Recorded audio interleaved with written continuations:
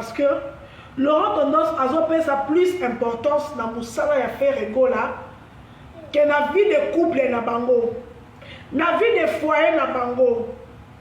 Ya linaka bala Laurent Tendance mariage ezaki na période où on est le 24 juin. Mais Laurent Tendance a émissionné ba poussa libala pour y akene non aussi sa stade de martyr. Yangwana selon yabi amoni oza manque à respect a préféré aboy à Laurent Tendance à tikala na ferré. Mais papa yo moko su oye ko ebisa so ate Laurent Tendance aza warrior. Yo moko lobi Laurent Tendance aza de l'autre côté. Soka tie photo na TikTok. C'est qu'à côté ici et la masse qui na garde-robe. Stéphane nous va la partie dérange. C'est qu'à côté ici et la masse qui na garde-robe. Ça et la masse qui a recoté ça a recoté photo na TikTok te. Olobi olomole lié moi na Kinshasa. Bato bazaki ko seka aye poto akoka ko benisa moi na Kinshasa te yo lomole lié moi na Kinshasa rectification. Yona yoza papa ya mwana wana ya Laurent Tendance.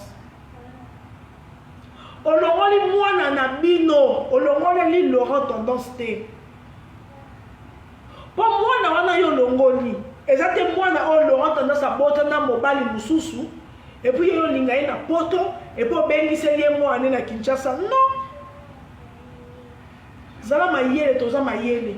Ozwi mwana bino. Oh, boboto na Laurent Tendance na bo jeunesse na bino.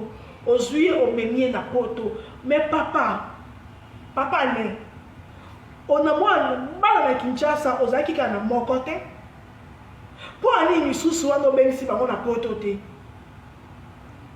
En plus, mobali aza na charisme, mobali aza agité te. Mobali les gens ont se comploté na ba atakutu ba ex na biso. Parce que complota biso pa bana mikie par rapport à Yona Laurent. Biso pe tona papa bana biso. Tu appelles ma kango to mana bango le o pe to boyana ki ya 2 semaines, to boyana ki ya 6 mois. Ba na réseaux sociaux te pour bimisa bo salité na biso pourquoi? Parce que baza mibali, baza ba homme na acha munene. Excusez-moi papa le. Oza mobali moza immature. Oza mobali moza na acha mikie. Laurent Tendance osali bien. Rodnam osaki bien koboya libala na mobali yo parce que mobali yo aba sota libala yo ko filmer yo mutakala apesi ba nguna na yo. Na moment o mama bana no. Aza na guerre.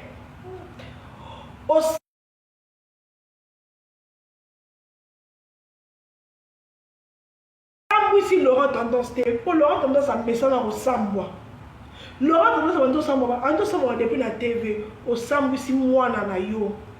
Au respecter de mwana na yo te parce que moi un grand garçon. Bobota na Kinshasa Laurent Tendance aye Kinshasa aye poto na 2006. La Bobota avant 2006. Moi na bino cause na ba 20 ans 21 ans, c'est déjà un grand garçon. Tangu yo bozongani obengisi mwana na bino po on a bengisi ye mwana na poto wazo seke obengisi li nani mwana aza makila na yo o aza adeni na yo